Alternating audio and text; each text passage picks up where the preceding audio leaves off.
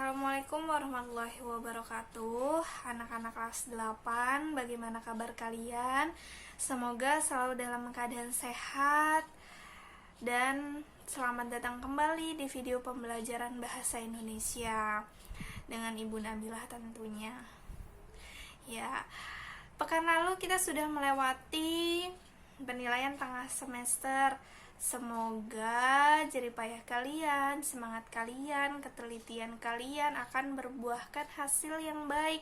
Jadi nanti nilainya bagus-bagus semua ya, amin. Nah, nanti pada saat pengambilan rapot, kalian akan mengetahui nilai khususnya untuk nilai bahasa Indonesia KKM kita itu 75. Jadi bagi siswa-siswi yang mendapati nilai di rapot itu di bawah 75 akan mengikuti remedial ya. Jadi belajar terus. Oke. Kita memasuki materi setelah penilaian tengah semester itu tentang teks puisi. Bisa kita sama-sama simak di buku bahasa Indonesia kalian yang sudah kalian miliki tentang teks puisi. Teks puisi ini dibandingkan dengan karya sastra lainnya, teks puisi memiliki atau bisa dibilang teks puisi itu lebih banyak memiliki unsur seni. Dari mana? Karena teks puisi ini lebih kaya akan perasaan, baik dalam penyampaiannya atau dalam penulisannya, baik itu kata-kata yang terdapat di dalam teks puisi atau pada saat kita membacakan teks puisi, itu lebih banyak perasaan yang disampaikan penyair dalam teks puisi. Nah, di buku kalian di sini juga dijelaskan dari pengertian dari teks puisi itu pikiran dan perasaan penyair secara imajinatif. Jadi kebanyakan ya memang karya dari teks puisi itu pure. Maksudnya pure tuh asli dari perasaan atau suasana penyair pada saat menulis teks puisi. Seperti itu, ya. Nah, selanjutnya itu merupakan pengertian dari teks puisi. Selanjutnya masuk ke dalam ciri-ciri puisi. Yang pertama, itu mempunyai rima. Ini nanti satu persatu akan dijelaskan detail di dalam struktur, ya. Ciri-ciri yang pertama itu mempunyai rima, lalu mempunyai irama, lalu terdapat diksi. Diksi itu pemilihan kata, lalu menggunakan bahasa yang padat. Maksudnya di sini, maksud dari bahasa yang padat, jadi setiap katanya itu memiliki arti. Asik. Nah, itu maksud ibu seperti itu. Jadi teks puisi itu lebih banyak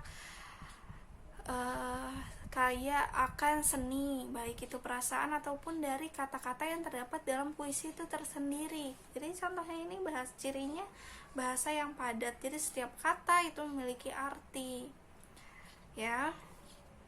Mempunyai daya imajinatif dan figuratif, dan memperhatikan bentuk atau tipografi penulisan seperti itu. Itu merupakan ciri-ciri dari puisi. Ada di buku kalian, bisa disimak. Lalu selanjutnya yang ketiga ada jenis puisi. Jenis puisi dibagi menjadi 3. Yang pertama naratif, kedua lirik, dan yang ketiga itu deskripsi. Tugasnya, untuk tugas offline-nya kalian cari di internet contoh dari ketiga jenis puisi tersebut. Jadi satu-satu aja. Jadi contoh puisi naratif. Nah, satu apa? Contoh puisinya karya siapa, judulnya apa. Lalu yang kedua, contoh puisi lirik, judulnya apa, terus karya siapa gitu. Itu ada teks puisinya ya. Itu tugas offline. Jadi kalian print atau kalian ketik rapi, kalian print, lalu kalian kumpulkan untuk bulan depan. Itu bulan apa? Bulan depan tuh November ya. Ya, awal bulan November ya, dikumpulkan. Begitu juga yang deskripsi. Jadi kalian cari tuh keywordnya di Google, contoh teks puisi deskripsi itu seperti apa. Nanti kalian ambil, kalian cantumkan sumbernya dari mana, karya puisinya siapa, judulnya apa gitu ya. Dikumpulkan ke sekolah oleh wali siswa pada minggu pertama di bulan November. Oke. Itu merupakan pengertian, ciri-ciri, dan jenis dari teks puisi. Kita masuk ke dalam struktur fisik puisi. Ini ada unsur-unsur pembangun puisi yang dibagi menjadi dua, yaitu struktur fisik dan struktur batin. Ya, bener nggak? Ada nggak di buku kalian? Ada ya. Ada unsur pembangun puisi, struktur fisik yang pertama, lalu yang kedua di halaman 93 terdapat struktur batin. Nah, kita bahas satu persatu. Yang pertama, diksi atau pemilihan kata. Ya. Nah, jadi dalam pemilihan kata untuk menulis teks puisi itu mempertimbangkan makna, lalu rima dan urutan kata dalam puisi. Nah, itu jadi kita tidak bisa menyusun puisi itu ya asal-asal aja nulis kata-katanya.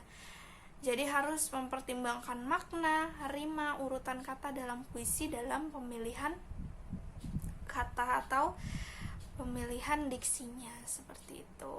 Nah, yang kedua, imaji. Imaji itu dibagi menjadi 3. Ada imaji auditif, imaji visual, dan imaji taktil. Imaji itu kata-kata yang dapat mengungkapkan sebuah gambaran. Imaji itu merupakan kata-kata yang dapat mengungkapkan sebuah gambaran. Tadi dibagi menjadi 3. Imaji auditif itu imaji suara, auditif audio. Lalu imaji visual ya, penglihatan. Lalu imaji taktil itu imaji raba atau sentuh. Nah, itu Ibu ulangi sekali lagi, imaji itu merupakan kata-kata yang dapat mengungkapkan sebuah gambaran. Tadi sudah diksi, lalu sudah imaji, lalu yang ketiga poin C, kata konkret. Nah, contohnya di sini. Contoh penggunaan kata konkret yaitu kata buku yang mewakili ilmu, matahari yang mewakili harapan, dan jabat tangan yang mewakili sikap hormat. Jadi istilah-istilah seperti itu digunakan dalam istilah tersirat ya. Istilah tersirat yang dapat di dalam sebuah kata, itu kata konkret, istilah-istilah yang memang memiliki arti banyak gitu. Nah, terus yang keempat atau poin D, bahasa figuratif atau majas. Nah, di sini majas itu merupakan bahasa kiasan. Jadi penting nih dalam penulisan teks puisi, memang kebanyakan itu penyair menggunakan majas, istilah-istilah kiasan, bahasa-bahasa kiasan. Jadi maksudnya dari majas itu adalah cara melukiskan sesuatu dengan cara menyamakan dengan sesuatu yang lain atau kiasan. Bahasa figuratif membuat puisi kaya akan makna. Tuh. Ya. Nah, di sini ada majas, contoh majas. Majas itu banyak banget. Ini di buku kali ini hanya beberapa. Yang di halaman 92 itu contoh dari majas, ada majas personifikasi, hiperbola, metafora, pleonasme, ironi, litotes, antitesis. Itu merupakan jenis-jenis majas yang memang bisa ditulis di dalam teks puisi ya. Ini masih ada banyak lagi selain yang ada di buku, nanti kalian bisa cari tahu ya di Google ya, jenis-jenis dari majas selain yang ada di buku. Lalu setelah itu versifikasi, poin yang versifikasi itu termasuk rima, ritme, dan metrum. Rima itu apa sih? Rima itu persamaan bunyi. Nah, di sini ada aspek yang harus dipenuhi dalam membuat rima. Yang pertama, onomatope itu tiruan bunyi yang ada. Lalu bentuk intern pola bunyi terdiri atas aliterasi, asonansi, persamaan akhir, dan repetisi bunyi kata, bunyi atau kata. Jadi setiap teks puisi kan di akhir itu biasanya ada persamaan kata atau persamaan bunyi. Nah, itu dimaksud dengan rima. Itu yang dimaksud dengan rima. Terus selanjutnya yang C, pengulangan kata atau ungkapan. Pengulangan dalam puisi tidak terbatas pada bunyi, tetapi juga kata dan ungkapan. Jadi memang bebas, karya yang memang tidak terlalu banyak aturannya. Jadi karena murni dari perasaan, murni dari suasana yang ada, jadi hanya mempertimbangkan ini saja nih 3 poin tadi dalam pembentukan rimanya ya. Terus yang kedua, ritme atau irama, jadi alunan nada ya. Jadi kalau tadi rima itu persamaan bunyi, sedangkan ritme itu alunan nada. Kapan kita tegas dalam membaca, kapan kita lembut dalam membacanya, kapan kita tinggi rendah gitu, itu ditentukan ritme, alunan nadanya ya. Jadi di puisi itu terdapat rima, terdapat juga ritme. Terus yang terakhir, metrum. Metrum ini ukuran irama yang ditentukan oleh jumlah dan panjang tekanan suku kata dalam setiap baris hingga pergantian naik turun suara secara teratur ya. Jadi panjang pendeknya ini diatur di dalam metrum setiap barisnya gitu. Oke. Nah, yang terakhir untuk struktur fisik itu tata wajah atau tipografi dalam penulisan ya. Ini bukannya tata wajah pada saat kita menyampaikan atau membacakan teks puisi, tapi cara penulisannya, tipografi, tatanan kata, kalimat, larik, dan bait dalam puisi ya. Nah, itu dimaksud dengan tipografi. Ini setiap bait puisi tidak selalu berawal dari tepi kiri dan berakhir di tepi kanan. Jadi bait puisi dapat saja ditulis di tengah-tengah, lalu tepi kiri dan tepi kanan, maupun bentuk-bentuk tertentu seperti itu. Itu tata wajah atau tipografi penulisan dari teks puisi. Nah, cukup untuk struktur fisik. Jadi tadi yang pertama ada diksi, pemilihan kata. Lalu terdapat imaji, kata konkret, bahasa figuratif atau majas atau bahasa kiasan. Lalu terdapat versifikasi yang di dalamnya terdapat rima, ritme, dan metrum. Lalu yang terakhir tata wajah atau tipografi penulisan ya. Nah, setelah struktur fisik, teks puisi juga memiliki struktur batin. Yang pertama, tema. Tema ini merupakan makna apa yang terdapat di dalam puisi. Itu pasti setiap teks puisi pasti mempunyai makna. Apa saja maknanya? Bisa ketuhanan, kemanusiaan, patriotisme, perjuangan, kesedihan, alam, sosial, pendidikan, perpisahan, puisi cinta juga bisa tuh. Nah, ini yang jago nih penyair-penyair, para pujangga nih kelas 8 MT Surul Falah, ada yang jago nggak nih bikin puisinya nih ya. Terus ada juga yang bertemakan politik juga ada. Nah, itu struktur batin. Yang pertama, tema atau makna yang terdapat di dalam teks puisi. Selanjutnya, perasaan atau feeling. Nah, tadi kan Ibu sudah bilang di awal bahwa teks puisi itu memiliki struktur batin, perasaan atau feeling. Jadi perasaan, jadi kata-kata yang terdapat di dalam teks itu menggambarkan kegembiraan, sedih, terharu, marah, ketakutan, putus asa, dan sombong. Itu ada di dalam teks puisi sesuai dengan tema ya tentunya. Selanjutnya nada atau ton dan suasana. Nah, nadanya seperti apa? Nada itu ada yang sinis, terus protes, menggurui, takut, mengejek, menghimbau, dan memuji.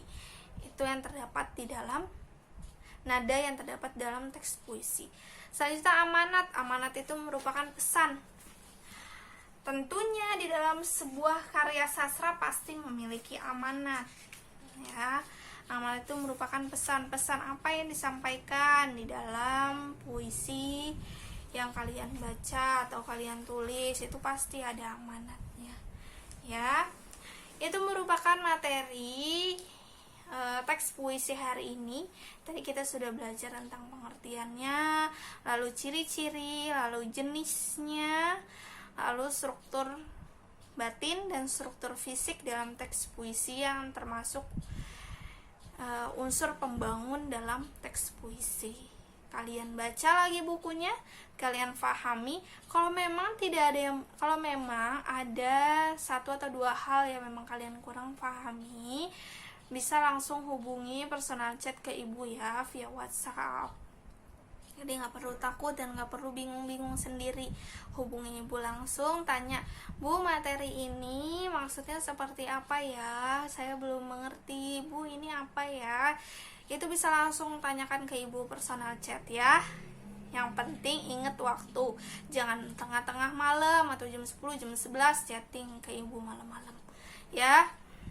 Baik, itu saja ibu sampaikan. Jangan lupa tugasnya tadi apa, ibu nggak mau mengulang, kalian dengerin lagi materinya. Baik, terima kasih, itu saja ibu akhiri. Semoga ilmu yang kalian pelajari hari ini bermanfaat untuk kalian, bisa kalian ingat terus dan bisa kalian sebar kebaikannya kepada orang-orang terdekat kalian sehingga kalian bisa lebih bermanfaat. Itu saja dari ibu. Terima kasih. Assalamualaikum warahmatullahi wabarakatuh.